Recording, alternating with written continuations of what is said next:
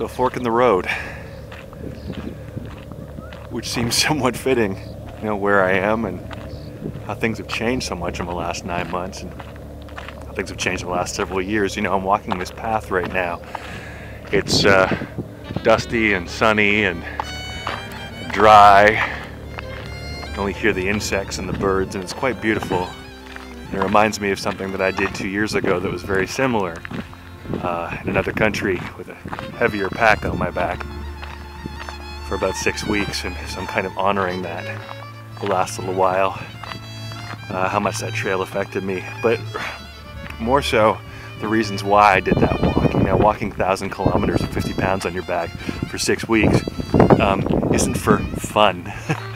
And you try to convince yourself you're doing it for lofty reasons too, and that might not necessarily be the case. I just think that I came to a fork in the road myself where I had a choice. You see, I was going down to LA a lot back then and being offered certain opportunities, you know, career choices, paths.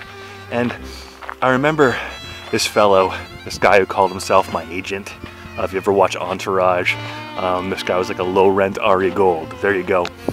And he's sitting across the desk from me. He's going, "Brooke, baby, okay, we want to do something with your career, all right? Okay, so figuring out you got the skills, you got this, you got the mug, you got, okay, so how old are you, buddy? How old are you, beautiful guy?" I'm like, I told him I'm 38. This was in the spring of 2008. He goes, "38, huh? That's okay. That's okay. You look 32. It's all right. Don't worry. Well, no one will ever know the difference." And I was confused. I'm like, "Well, why not just tell them how old I am?" He's like, "Oh, honey, baby, beautiful, so naive, so cute, so Canadian. If you haven't made it in this town by the time you're 35, most people think you never will." You see, in LA, it's perception management. It's not who you are or what you can do. It's who they think you are and what they think you can do. And I guess I started to panic at that as I continued down the trail, wandering into the unknown. I guess I started to panic because I'm like, well, what if I'm washed up already? What if there's no chance for me? What if this path is going to be a dead end? And that's when I threw caution to the wind. I turned down a couple of potential offers. You know, right now it could be, actually I would have been finishing up in New Zealand on another project had I gone the route that they were suggesting. And instead, I did this crazy thing of going on a walk that I had seen first on an episode of 60 Minutes when I was 18 years old, people walking across Spain for religious reasons. And then a good friend of mine gave me, Paulo Coelho, the man who wrote The Alchemist, gave me his first book, The Pilgrimage, which was about his walk at 38 years old, his big transformational journey walking across Spain along the way of St. James. So I'm like, okay, this might be something that I need to do. And all the signs had pointed towards that, and so I went on the trail. And here's the thing. The truth was that I was trying to figure out what to do with my life. Who the hell am I? I'm almost 4 decades on this planet, and I'm not any closer to knowing what's going on. Where am I at? Am I behind? Should I just give up? And here's the thing. I meditated on it as I was walking, and this memory came to me, and a silly one at that, a really silly one at that, of, I think it was a Vanity Fair, a cover of a Vanity Fair magazine, and it had Brad Pitt on the cover. It was like a glamour shot of him. And I'm just gonna walk away from the guy packing the garbage back there. It's ruining the illusion. So it had Brad Pitt on the cover. And, you know, I forget which film it was for, but it was years ago. And underneath it was a quote from Bertrand Russell. And the Bertrand Russell quote, I think, was paraphrased, and it said, "A man needs to be, you know, handsome in his 20s, strong in his 30s, wealthy in his 40s, and wise in his 50s. If he has none of these things, he will never be strong, handsome, wealthy, and wise." And I remember when I first heard that, I was pissed off. I was pissed off because I'm like, oh, okay, unless you're born with the goods, you're screwed. And so I left that alone. But for a long time, it kind of nagged at the back of my brain. Because I'm like, but this is Bertrand Russell. This is like a philosopher king. This guy's the shit. What does it really mean? And so I continued to bring it up with friends. I continued to debate the idea. Okay, actually, here we have some park patrol. So we're not in Spain, folks. Don't mind me. I'm just gonna nip by. Is that cool? Yeah. Thanks, man. Okay, so we're back in the illusion. We're back in the illusion. Woo! We're back in the illusion, and we're in Spain. Muy bueno, ¿eh? ¿Dónde está el camino? Cerveza grande. Okay. As I walk through Burns Bog. So I pondered that quote. Handsome in his 20s, strong in his 30s, wealthy in his 40s, and wise in his 50s. And it came to me. It came to me very simple. It wasn't about those specific qualities. It was about what those qualities and those experiences teach you and how each experience builds upon the next. So, simply, in your 20s, you a man or a woman, it doesn't matter, as a person, in your 20s or in your youth, you learn to use your charisma, your attractiveness to draw people to you. I.e., you must be handsome or charismatic. You draw people to you, and you learn at that early age, oh, I have influence with this way that I act, and the way that I look, and the way that I carry myself, my sexuality, my energy, my charisma, my words, my charm. And so you learn to pull people to you. Then, in your 30s, or later, like just early adulthood, you're meant to learn strength, i.e., integrity. All right, I can pull people to me, I can have them yearn to be close to me, but now I need to learn responsibility for that power.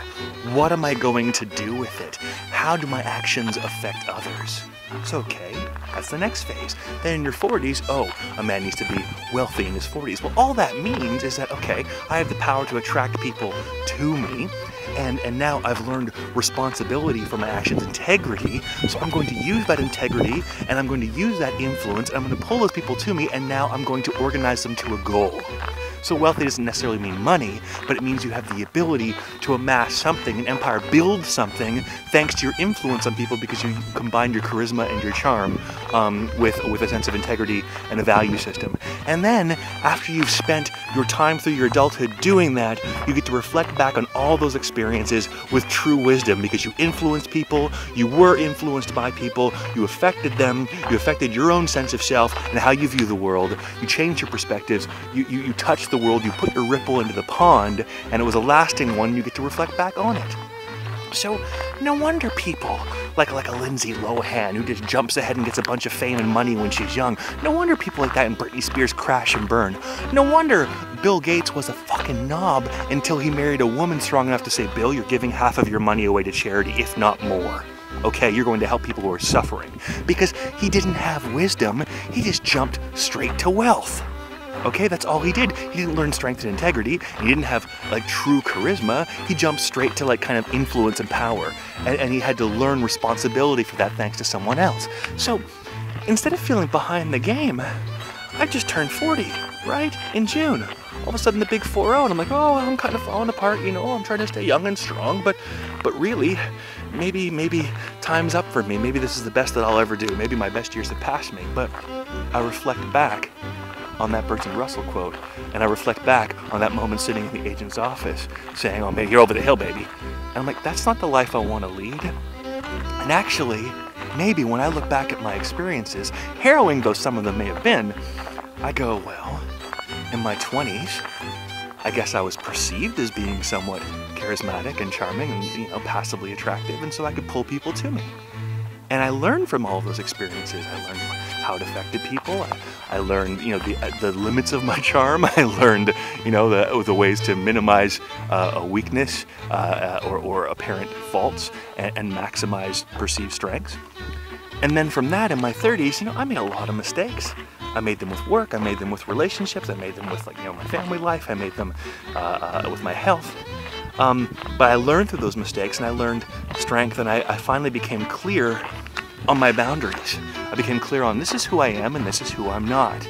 And I shared that with those who were close to me, and I learned to weed apart those who genuinely cared for who I was versus those who appreciated the idea of me, i.e. what can you do for me? How can you make my life better versus I genuinely care for you and want to see you as happy as I am. So now I'm at the precipice of this new stage, or I'm at the cusp of it, at my 40s. And according to Bertrand, the philosopher king, it's time for wealth. Now, to me, you know, I think of empire building, I think of it's time to pull people to me with a sense of integrity and strength, and to build something. Now I'm in the building phase, the true building phase. Even Saints was more of a test for me. That was a strength builder, but this is to build something lasting in the world, to leave the mark. And then hopefully a decade from now I'll be doing this walk on some new like magical 3D quantum tachyon phone, and